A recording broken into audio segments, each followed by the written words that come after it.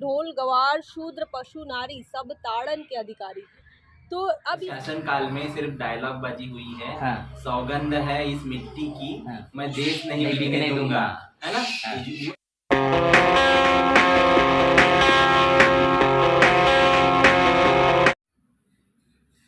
हाँ। हेलो दोस्तों, जय भीम, गुड मॉर्निंग। कैसे हैं आप सब लोग? उम्मीद करते हैं कि आप सब लोग ठीक होंगे, खुश होंगे। और हमारी गुनगुन खेल रही है, हमारी गुनगुन खेल रही है।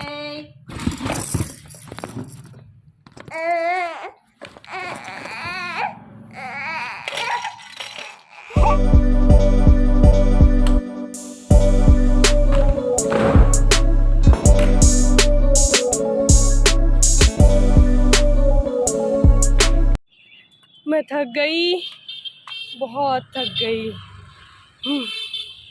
हाँ, तुम कुछ बोलो।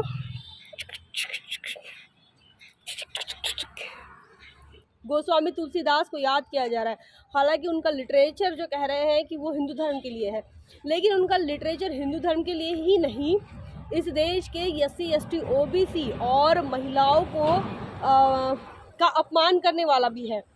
गोस्वामी तुलसीदास अपने रामचरितमानस में कहते हैं कि ढोल गवार शूद्र पशु नारी सब ताड़न के अधिकारी। तो अब इसका जो है वो डिफ़ाइन कर रहे हैं जो हिंदूवादी मानसिकता के लोग हैं, जो BJP RSS की विचारधारा से निकल कर आए हैं, वो अब इसे डिस्क्राइब कर रहे हैं और रीडिफाइन कर रहे हैं। अब उनका ये कहना है कि ढोल गवार शूद्र पशु नारी, ढोल गवार शूद्र पशु और नारी, मतलब ये पांच चीज़ों के बारे में बता रहा है। तो ये सब ताड़न के अधिकारी। तो ताड़न मतलब कि प्रताड़ित करने वाला ये ताड़न था, लेकिन अब उनका कहना है कि ताड़न मतलब कि तारन, मतलब वो अब उनका लालन पालन करना या उनका जो भी है उनके लिए अच्छी भावना निर्माण करने की बात बता रहे हैं। लेकिन वास्तविक में उसका मतलब यही है कि जो ढोल है जिसे पीटा जाता है, जो बजाते हैं वो ढोल।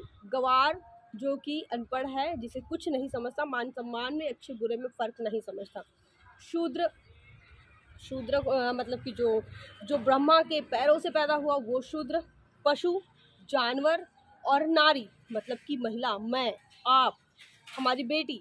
तो ये जो महिलाएं देश के अंदर है वो ढोल गवार शूद्र पशु नारी, ये सब ताड़न के अधिकारी, ये सब पीटने के लिए बने हैं। और अगर ये ताड़न है, मतलब कि उसका लालन पालन करना, अगर उसका मतलब है ताड़न का, तो भैया तुम ढोल का कैसे लालन पालन करोगे? ढोल तो बजाने के लिए होता है, ढोल तो पीटने के लिए ही होता है ना। तो ये जो चीज़ें बताने की कोशिश की जा रही है, कहीं ना कहीं ये लीपापोती है।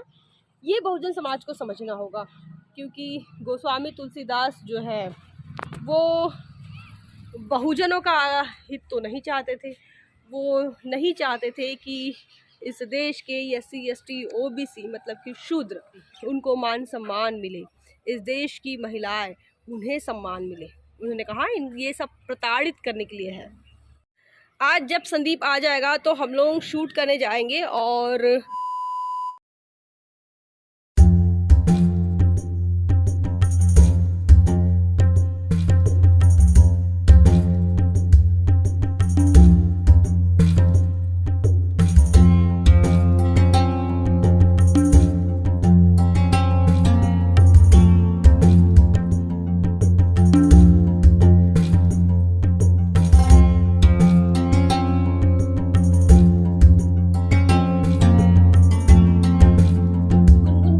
हम करने वाले हैं। और गुनगुन पहनेगी ये वाली फ्रॉक है ना बेटू, तो मैं उसको रेडी कर रही हूँ। और कैमरामैन है पराग, और कैमरामैन ने अभी ब्लॉग को कैमरा, ये जो कैमरा है वो पराग हैंडल कर रहा है फिलहाल। और अभी हम लोग कुछ डिस्कस कर रहे थे BJP की नीतियों पर, तो कंटिन्यू करो तुम लोग।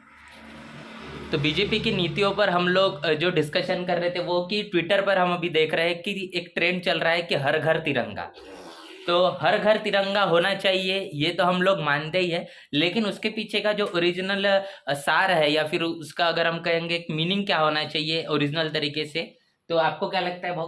क्या हर घर तिरंगा सही में जरूरी है या फिर उसका पीछे का और बीजेपी जो एक एजेंडा चला रही, क्या चाहती देखो है? पहले तो बीजेपी हमको तिरंगा लगाना मत सिखाए। जी। 50 साल के बाद जब आरएसएस के हेडक्वार्टर में तिरंगा लगता है तो पूरे न्यूज़पेपर की हेडिंग रहती है कि जो आरएसएस के हेडक्वार्टर पे अभी तिरंगा फहराया गया है पहली बार। यानी देशभक्ति का सर्टिफिकेट बांटने का काम अगर बीजेपी करेगी तो वो सही नहीं है। बिल्कुल। हम उससे वो सीखना भी नहीं चाहते। बिल्कुल, उनका इतिहास ही रहा है कि उन्होंने तिरंगे को जो सही मायने में तवज्जो देना चाहिए वो नहीं दिया, और आज आज़ादी के 75 साल होने के बावजूद भी देश में इतनी सारी जो समस्याएं हैं, चाहे फिर वो रोजगार की कहे या स्वास्थ्य की कहे, तो समस्या की समस्या बढ़ते जा रही है। अगर एक अभी फिलहाल में एक हम देखते हैं कि जो अग्निवीर वाला जो कॉन्सेप्ट आया था, अभी मुझे बताइए कि अगर एक भारतीय एक विद्यार्थी है या फिर वो अग्निवीर अगर एक आर्मी मैन बन जाता है, उसके बाद में 4 साल के बाद उसकी नौकरी चले जाती है, तो नौकरी जाने के बाद में वो अगर 24-25 साल में अगर रिटायर हो जाता है तो उसके अंदर में किस तरीके की देशभक्ति होगी, है ना? तो फिर अगर यानी सभी नीतियां तुम्हारी जो है देश के विरोध में है और तुम देशभक्ति की सर्टिफिकेट बांट रहे हो, तो फिर ये छलावा और ये झूठ फैलाना बीजेपी का तो ये एक ट्रेंड ही रहा है जब से सरकार बनी है। पिछले 7 सालों से हम देखते आ रहे हैं और इसी तरीके से वो लोगों को डाइवर्ट करना चाहते हैं मेन मुद्दों से। शासन काल में सिर्फ डायलॉग बाजी हुई है। सौगंध है इस मिट्टी की, मैं देश नहीं बिकने दूंगा, है ना?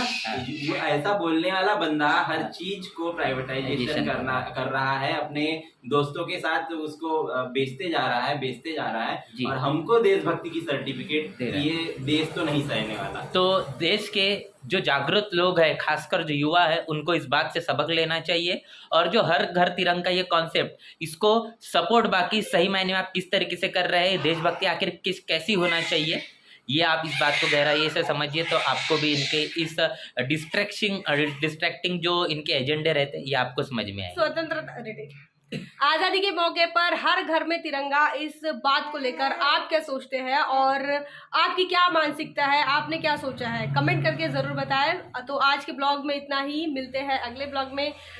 आप सभी को जय भीम, जय भारत।